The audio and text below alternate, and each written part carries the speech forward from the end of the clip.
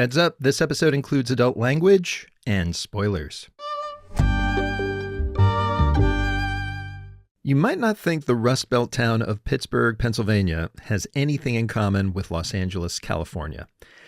But let me tell you a story about when I moved to Pittsburgh, age 12, at the tail end of an era. Every day after joyful day, hundreds of thousands of men lay down the tools of their work and come together for that one supreme moment, the beer after work. It was the mid-1980s, and there was evidence everywhere of Pittsburgh's proud history as the center of the U.S. iron and steel industry.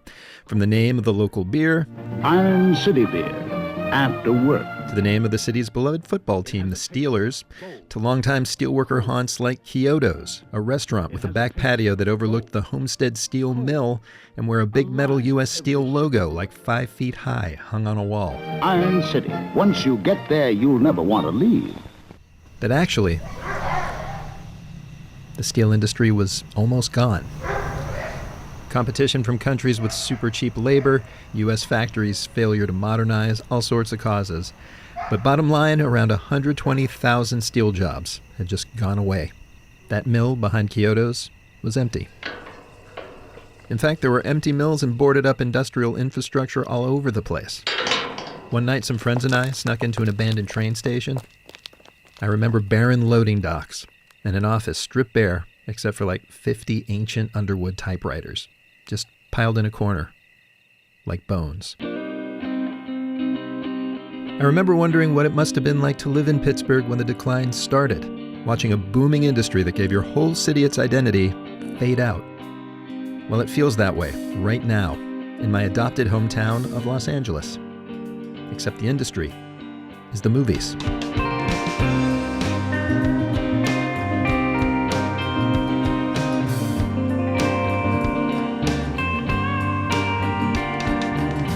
I'm Rico Gagliano. Welcome back to the MUBI Podcast. MUBI's the streaming service that champions great cinema.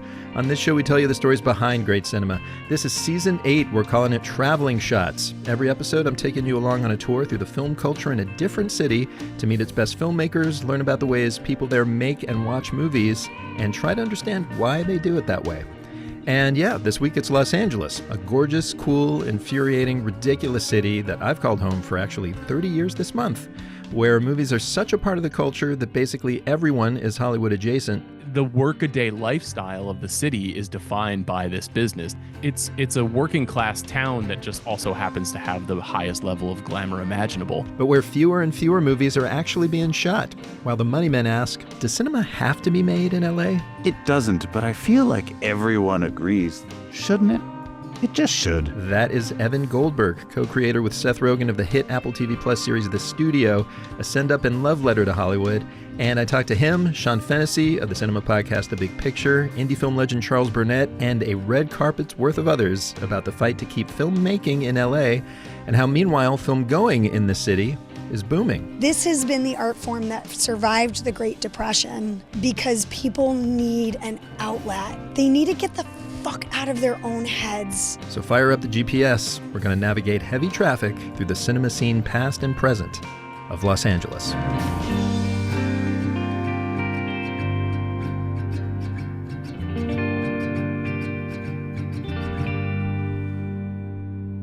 So first of all, I should say LA's movie biz has fallen on hard times before. So I figured I'd start this tour with a trip to a symbol of Hollywood that has definitely had its own ups and downs.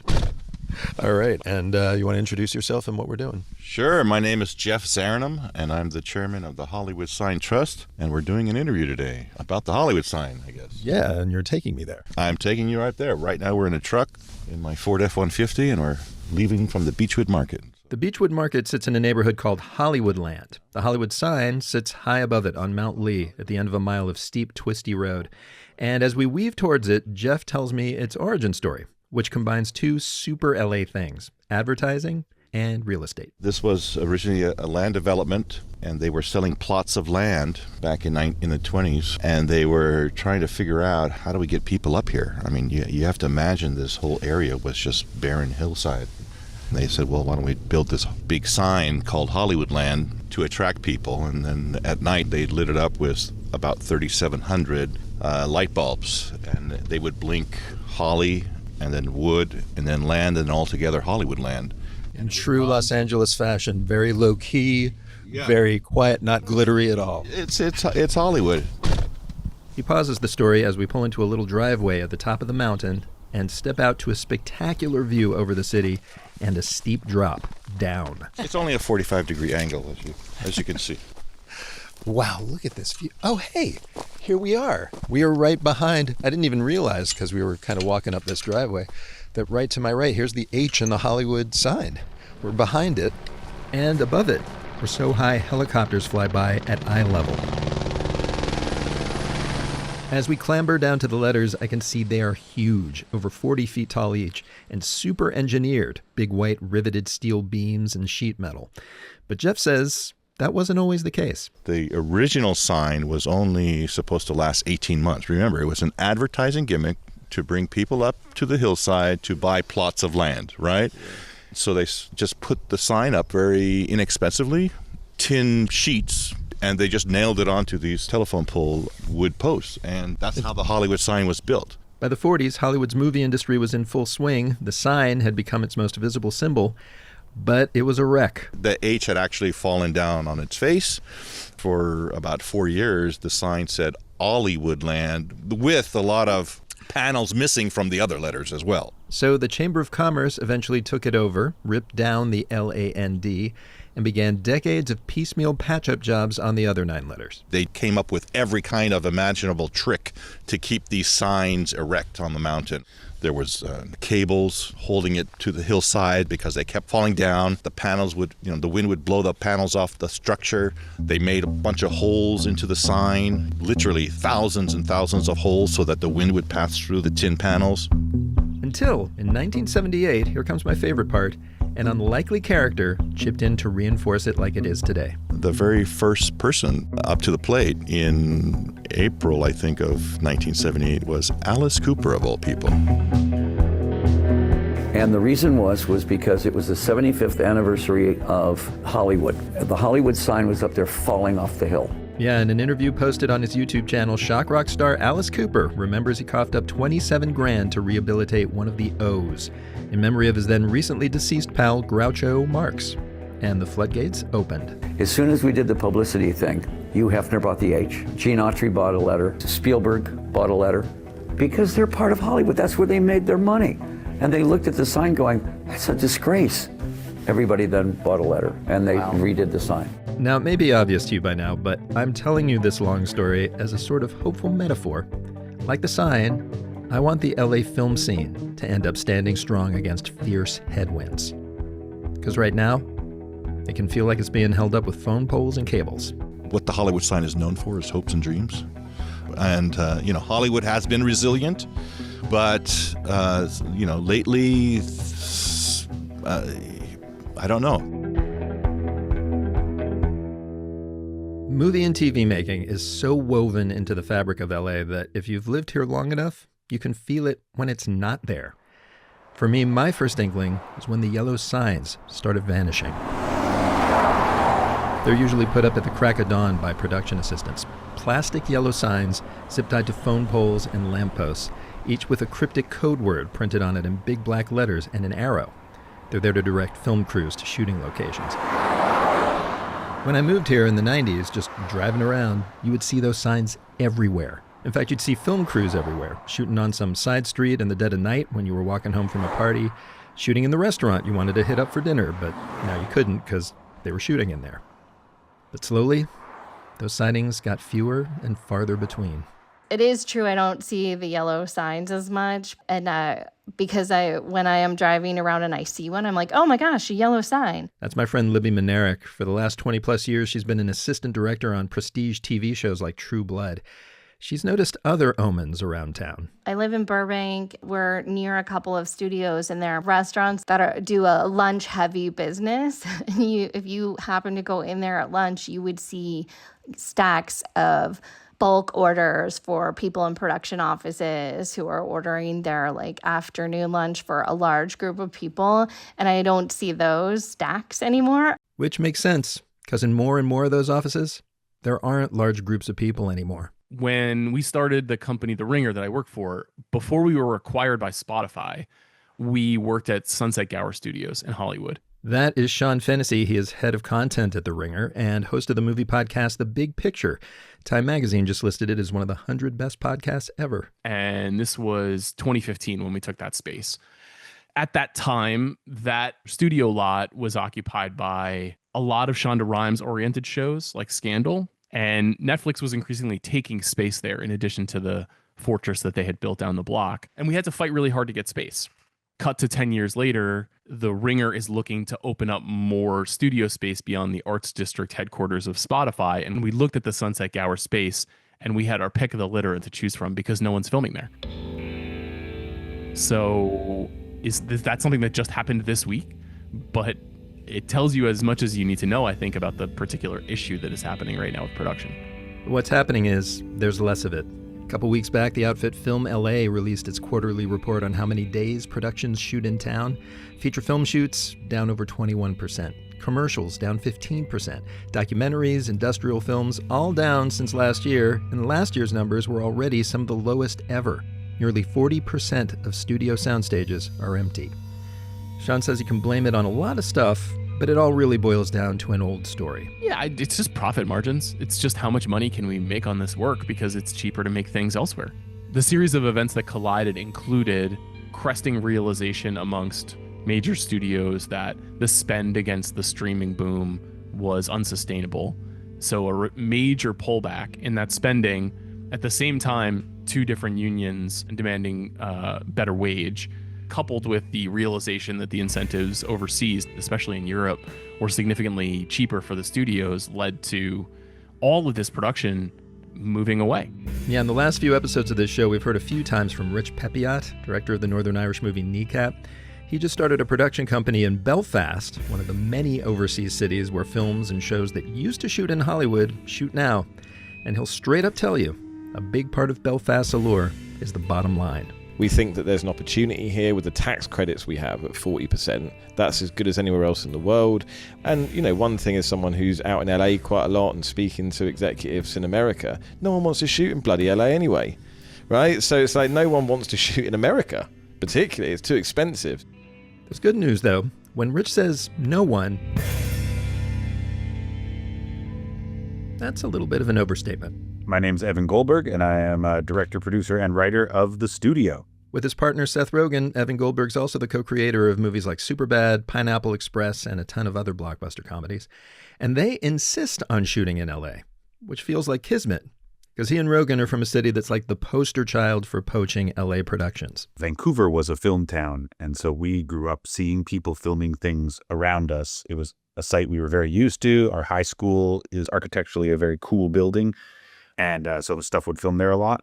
The X-Files was always happening, and Highlander and other TV shows. So for them, the draw of LA wasn't the magic of being around the Hollywood Dream Factory. It was the city itself. It was Los Angeles that really landed with him and I in a big way.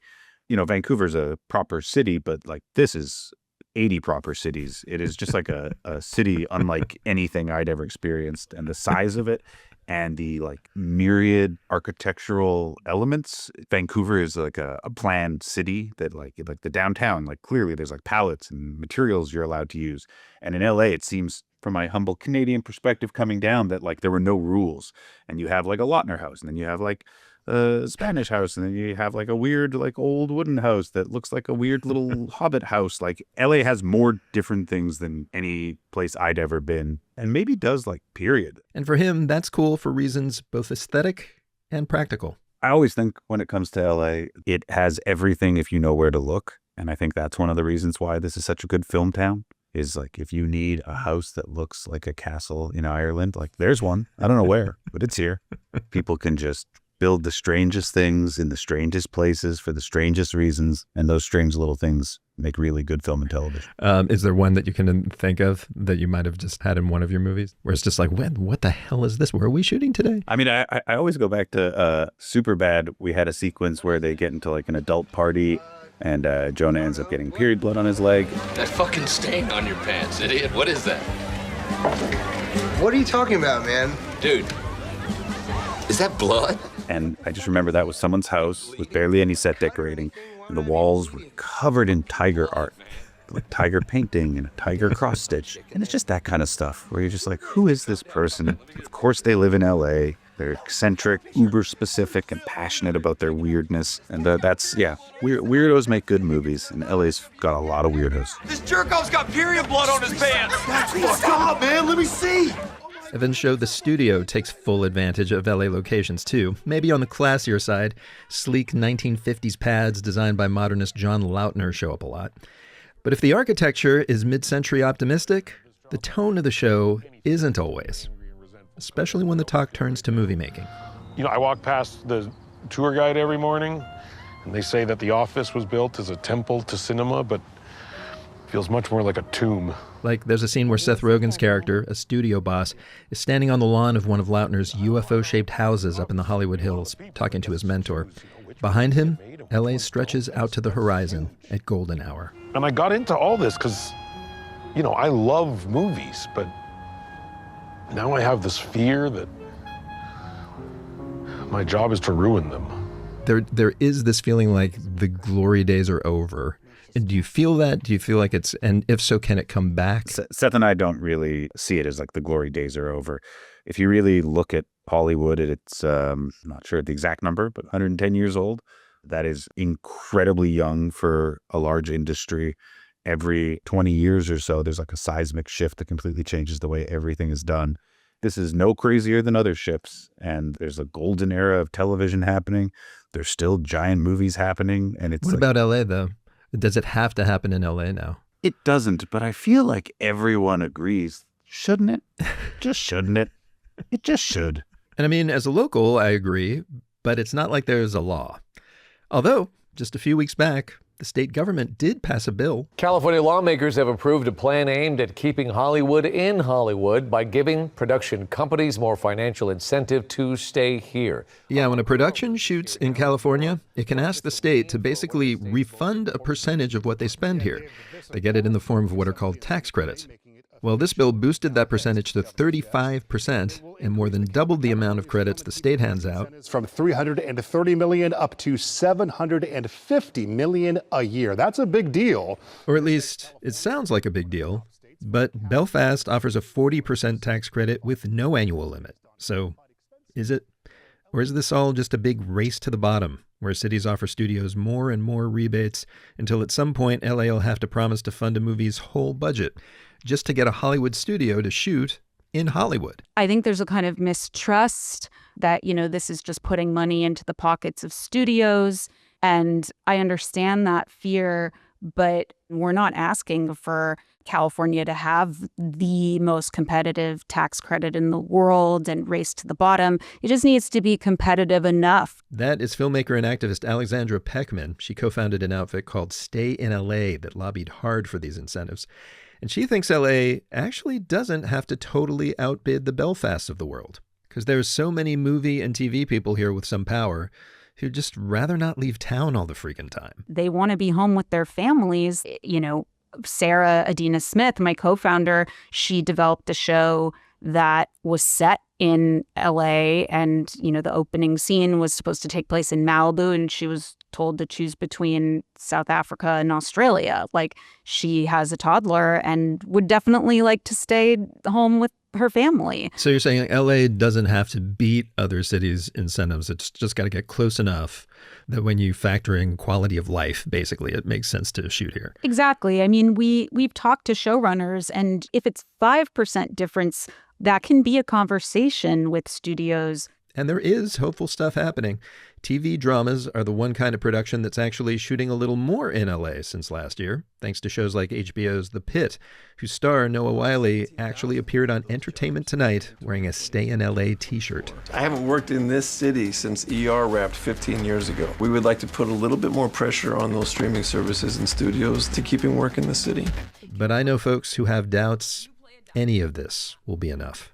I mean, I don't know. I guess I don't feel really optimistic about it. That's my friend Libby again, the assistant director. She has reasons to be jaded. Up till the strikes, she was working like 8 months a year. Could have done even more, but she liked to take breaks from the 12-hour days to have time with her family. But starting with the strike, like spring 2023. I've worked 5 months total since then. My life is full of people with these stories. My pal Keith was working constantly as a prop maker. This year, he's worked 3.5 months. My friend Ted wrote for multiple seasons of franchise TV shows. He hasn't had a staff gig since the strikes. And Libby thinks the problem isn't mainly about tax credits. It's cheap labor. I think that there's going to be a small amount of shooting that continues to happen in the U.S. because some power brokers will keep it here. A director who wants to work in LA, and the producers will have to pay that cost. But I don't think we've seen in history that when labor becomes exponentially cheaper overseas, that we are able to return those industries to the United States, because we don't hold the corporations accountable. We think it's okay for corporations to only maximize profit for those at the very top. And that's cultural, and that's across all industries. I just think it took longer to get to film, and here it is. I hope she's wrong. But if she isn't, and the film industry fades in LA, I can tell you, the art form itself and the city's sense of its movie history isn't going anywhere. The cinema bust gives way to a rep cinema's boom. Coming up in just a minute. Stay with us.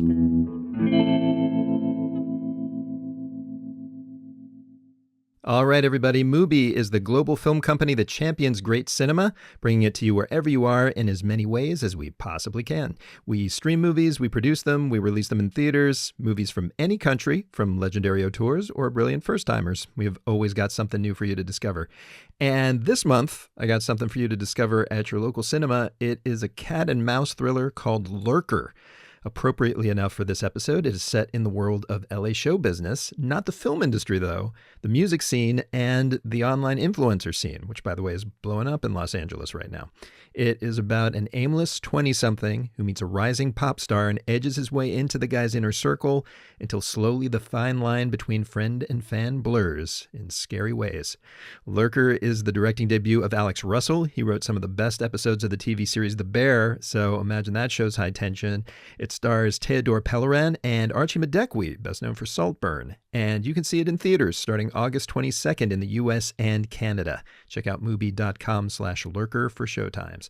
Also, one more heads up for August. If you happen to live here in L.A., first of all, hi neighbor. And second of all, mark your calendars for Sunday, August 24th at 3 p.m. That's when I will be at the Aero Theater in Santa Monica to present a screening of the breakthrough Irish indie Intermission. This was the debut of John Crowley, who went on to direct Brooklyn with Saoirse Ronan. Way different kind of film, though. It is the story of a bunch of Dubliners falling in and out of love and crime. The cast includes a young Colin Farrell and Cillian Murphy, and it is a fun, acerbic ride. That is Sunday, August 24th at 3 p.m. at the Aero Theater. Tickets are on sale now. And tip, if you go back and listen to the first episode of this season of the podcast, you can hear John Crowley himself tell me what a huge hit this thing was in Ireland. Meanwhile, for more of this kind of great cinema delivered right into your living room, subscribe to MUBI at MUBI.com. As usual, you'll find all the links and info you need in the show notes of this episode. Speaking of which, let's get back to the episode. So here's a flashback. In 2004, I was a public radio reporter living in the Fairfax district of LA. And one night, I visited the cramped projection booth at my charmingly shabby local movie house to interview a legend. Yeah, my name is Sherman Torgan. I manage and program the New Beverly Cinema in Los Angeles, California. I know, it doesn't sound like the voice of a legend. But for LA film geeks, Sherman was it. He had been running the New Bev as a repertory theater since 1978, doing basically everything. Programming nightly double bills of classic cult and art house movies, running the box office, changing the marquee, and occasionally serving as a first responder. Yeah, talking about, just crazy theater stories, we were running a trailer show, a midnight trailer show, which was, 2 hours of coming attractions. And we started the show late, and the first trailer on was Up in Smoke, the Cheech and Chong film. Just at that time, the screen went dark. I went running upstairs to see what happened, thinking that maybe, the bulb went out. I walk into the booth, find the projectionist screaming that we have a fire, and one of the lamp houses on the projectors was spitting out flames shooting about 2 feet into the air.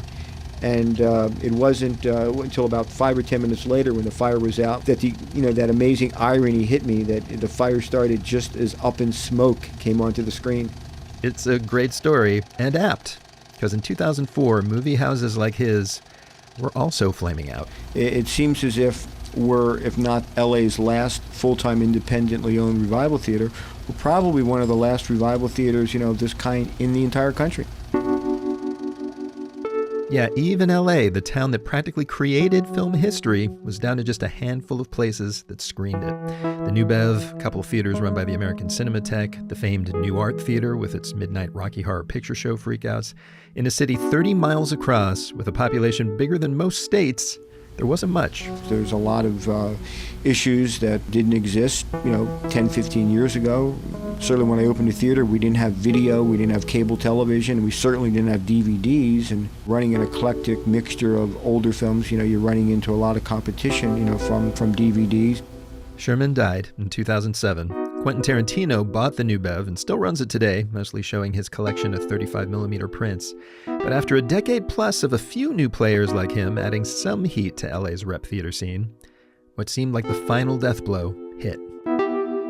The empty streets and businesses tell the story of the precautions being taken to prevent the further spread of coronavirus. Today, a big decision by the LA County Board of Supervisors.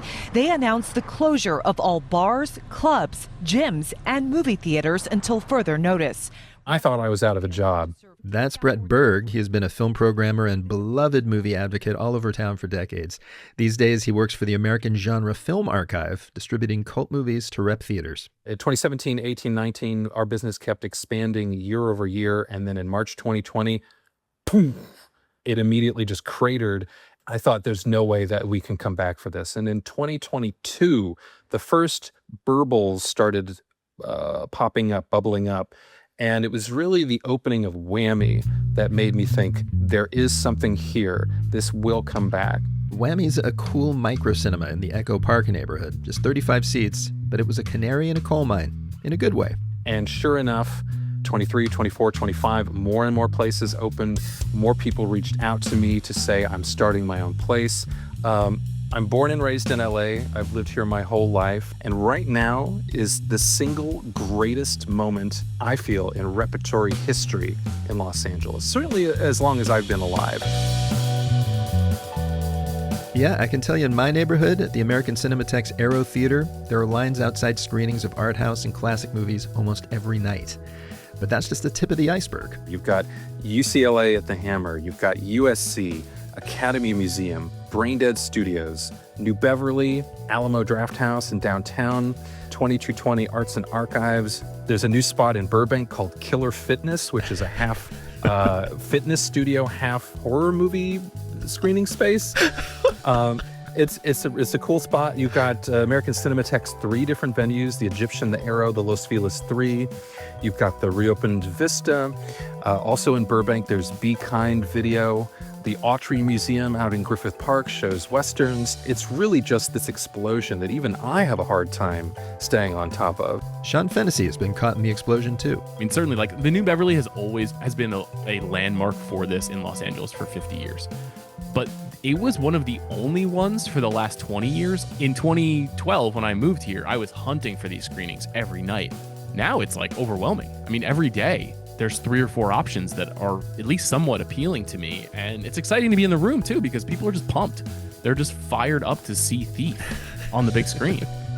For those who don't know, Michael Mann, 1980s, unbelievable movie. Sure. Heist film. Yeah. This is my favorite thing that's happening in America right now. And yes, the Rep Cinema revival is a nationwide thing that Sean thinks was at least partly fueled by the lockdown. As someone who hosts a contemporary film podcast that had to pivot pretty aggressively to the history of movies during the pandemic when few new releases were coming out, I know that there were just millions of other people who were going back into the history of movies while they were stuck in their homes. But Brett Berg thinks LA's repertory boom is especially miraculous because it's had more hurdles to jump. ironically because it's an industry town. With New York, it was baked in that repertory film culture was just part of the scene. Here in Los Angeles, because of Hollywood, because of movie production, the focus for decades had been new movies, shiny, huge places to see new movies.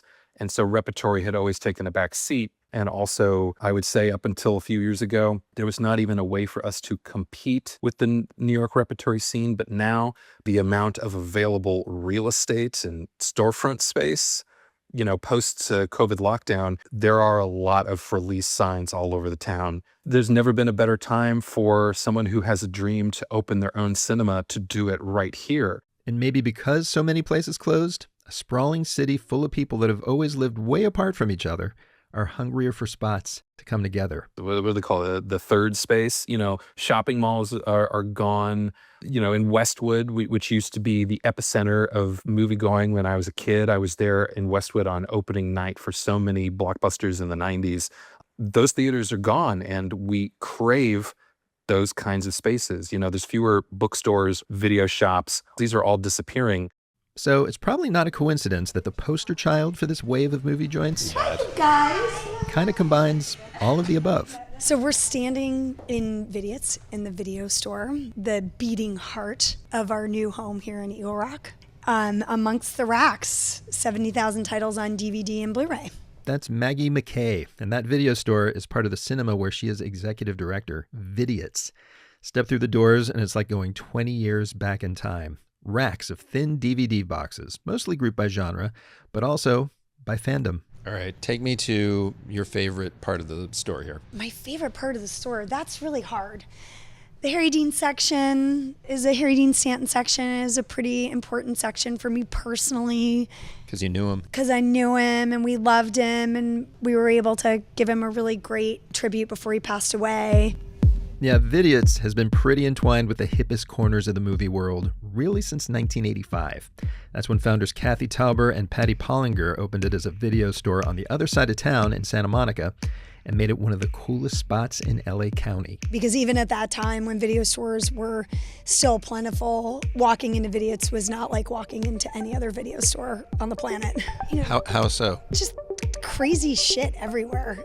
And parties like, throwing Les Blank a polka party for a birthday one year, or bringing Russ Meyer in for his birthday and baking him a boob cake, which I don't know how well that would go over these days, but they baked it. It was their idea. Just to be clear, it was shaped like boobs. It wasn't made of boobs. It was a treat in the shape of a woman's upper torso. But also, just the movies alone are endless. I remember the first time I was coming to talk to them for the first time about possibly joining Vidiots. And I walked in and I looked over to my right and I saw the documentary sign. And it was like, a sign over like 2 full wall racks. And I thought, oh, they're a little light on documentary. And then I turned around and the documentary section went the entire length of 3 walls. Even so, the place couldn't survive the video biz version of a pandemic, movie streaming. Vidiots closed in 2017. But Maggie and a bunch of well-connected fans dreamed of finding a new venue for it that could hold all those videos and parties and also screenings. They looked at derelict gas stations, an empty bread factory, and definitely not cinemas. It's so rare to think about getting an old movie theater and turning it back into an old movie theater because most of them turn into churches. And churches are pretty immovable. They get tax dispensation. They tend to hunker down. But one day, in LA's Eagle Rock neighborhood, a cinema desert where there were no movie theaters, the Lord provided. My best friend and I had commuted to work for years and years. He lived on a street called Yosemite. The light at Yosemite that we would sit at looks directly at this basically repurposed movie theater marquee. Once upon a time, the building was a 1930s era cinema called the Eagle, because, Eagle Rock. But for years, it had indeed been a church. The long-standing sign on the church was, Jesus Christ is the Lord, stop suffering. So this space was known as the Stop Suffering Church. And it had become like a joke. It was like a Northeast LA meme. You would say, like, oh, I'm having a really bad day. It's been, like, really rough. My kid, blah, blah, blah. And someone would be like, you know what? Stop suffering. Exactly. It was a thing. And one day, that building we'd looked at hundreds and hundreds of times sitting in his car waiting for the light to change, the for lease sign went up. And our friend Noah Segan tweeted, "Make it a cinema again, # stop suffering." And when she got a look inside the place, It was like goosebumps. You could see it. You could feel the history, and you could start seeing Vidiots is not only bringing itself back, but it's bringing back this historic theater in a really underserved part of Los Angeles. In the shell of a 94-year-old movie theater in Northeast LA's Eagle Rock neighborhood, a merry band of hopeless optimists are mounting an unlikely comeback. sure enough, in 2019, Maggie and crew fundraised from the Hollywood Glitterati, formed a nonprofit foundation, then spent most of lockdown turning the Eagle back into a cinema and more. The grand opening of a new video store, a 270-seat movie theater, and a hunger for the shared experiences of the past. That's a clip from the Today Show, by the way. This reopening was literally national news. Now Vidiots is the kind of place where, like, when they screened the restoration of the Talking Heads movie Stop Making Sense in 2023, the Talking Heads showed up for opening night. Call it a Hollywood comeback, hoping to recapture that Friday night magic. But if this all sounds hipper than thou, it's just totally not. In fact, to me, the vibe is more like a big neighborhood bar. They actually have a full bar open to the public. Or, I don't know, an ice cream joint. A third place that feels like family. One of the things I'm most proud of is that we are attracting the next generation of film lovers. We've got like a endless stream of little kids and teenagers getting dropped off. It feels like the 1980s in here, in the best possible way. This is part of their world. They have real ownership in this thing. We have one little kid who calls it My Vidiots. He thinks this place is his. And Brett Berg wonders if actually rep cinemas might be realigning goals for a certain kind of LA kid. There's so many people who get into filmmaking because they have a dream. LA is a city of dreamers, and people are realizing now that another dream that they can have is film exhibition and curation and community building. And it seems like a more viable dream than making a movie. Which is both beautiful and, to me, kind of sad. Because yeah, it's great to have an LA that gets kids into sharing great movies. But what kind of film culture can LA really have if it's not viable for kids to make them? Stop right here! Like, this is the opening scene of a 1977 movie called Killer of Sheep, the UCLA thesis film by this soft-spoken guy. My name is Charles Burnett. I try to write and direct. A lot of people will tell you it's one of the most important films of the 70s. Set in the LA area called Watts, where Charles Burnett grew up, it's kind of about a guy who works in a slaughterhouse trying to get by. But it's also just a humane, neo-realist slice of life in a black neighborhood, where there's crime and desperation, and also simple pleasures. Kids play in vacant lots, winging rocks at each other and at passing trains, just hanging. Junior, where you going? I'm going to get my BB gun. It's a world Charles says back then, a lot of America had zero concept of. You know, like, you will always ask at the time, what do you think the black community needs? What do you think? How would you improve on this? Well, the thing would be, I couldn't tell them that if you do ABC, then this would happen. But you say, you make a film that shows everything that happened that you had witnessed, and say, okay, now that you see how life is the same way I saw it, how would you solve the problem? It's not some simple solution. Hey, stop! Man! Can't you see the man's hurt? So one motivation for making it was political, but another, even at the very start of Charles's own career, was to show other people like him that it could be done. When I did Killer Sheep, I wanted to have a production where kids could work on the film. Young kids, people of color, where they wouldn't be discriminated against, where they wouldn't be scared to touch things. They helped with the lights, they had to work on the sound and all that sort of thing. You want to show them that, look, go to school. This could be yours. And the thing is, at that time in LA, that was way more possible. Everything was inexpensive back then. UCLA, you didn't have to get a student loan. Yeah, I mean, back then, wasn't tuition free at No. California state schools? It was just like a few $100 for fees or something? Yeah, it was just, I don't know, but it was so cheap that we stayed in school. I stayed at UCLA until he kicked me out. Meaning like you would just stay there all day, or you mean like you stayed extra years? We stayed years because, I mean, you had hospitalization, you had all these other benefits. Food was cheap, all these things that they give you. But the idea was to make films, use films, I mean, make as many films as you can. Just stay there till they kick you out, till they said something. Today, UCLA's film program costs $38,000 a year. The median LA rent is $2,800 a month. Redfin just named this America's most expensive city. So yeah, today you can shoot a film on a phone, and there's way more diverse voices making movies. But unless they're born rich, it's still harder and harder for them or any indie artist to do it in LA. How many Killer of Sheeps aren't even getting made? And how many kids don't get to learn? This could be yours.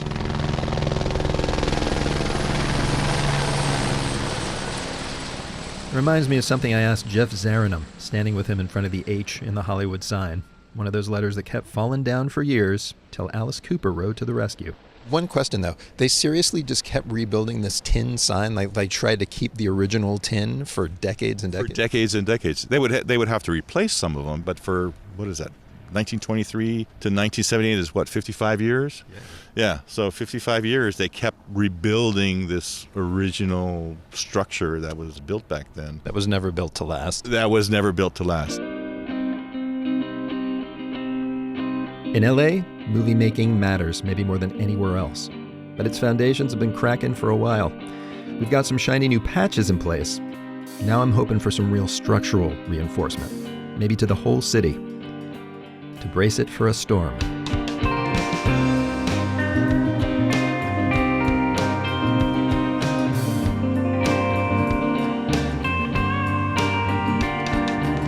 And that's the MUBI Podcast for this week. Follow us to hear more of my travels through the world's film scenes. We're taking next week off, and then we wrap up our season in Istanbul, a beautiful city where some great filmmakers speak truth to power under a government that seems less and less willing to let them. Probably I will have more difficulty in even showing my films in cinemas. 3 or 4 weeks ago, a comedy film was banned. It features that man, award-winning filmmaker Amin Alper. Follow us so you don't miss it. Meanwhile, if you love the show, leave a 5-star review wherever you listen. Tell them we're not your standard movie chat show.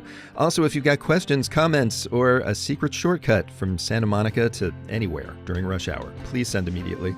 Our email is podcast@mubi.com. And now let's roll credits. The show is written, hosted, and edited by me, Rico Gagliano. Kara McEniff is our producer. Michelle Lanz is our story editor. Jackson Musker is our booking producer. Our assistant producer is Kat Kowalczyk. Stephen Colon mastered this episode. Martin Ostwick composed our original music. Thanks this week to Micah Gottlieb and Sarah Winchell of the Los Angeles Festival of Movies, one of the places really championing new indie cinema from LA and everywhere. Also, Brett Berg, whose delightful Museum of Home Video streams every Tuesday at 7:30 p.m. He calls it, quote, 90 minutes of found footage for stoners, seekers, archivists, and drinkers. I bet one of those is you. Find it at museumofhomevideo.com. And big thanks to every firefighter in California. This show is executive produced by me, along with F.A. Checarel, Daniel Kasman, and Michael Taka. And finally, to watch the best in cinema, subscribe to MUBI at MUBI.com. Thanks for listening. Go watch the movies. And travel tip for LA. I'm going to paraphrase something I saw a guy post on Threads. If you're eating the best taco you've ever had in LA, but you're not standing on a sidewalk eating it off a paper plate, it's probably not the best taco in LA.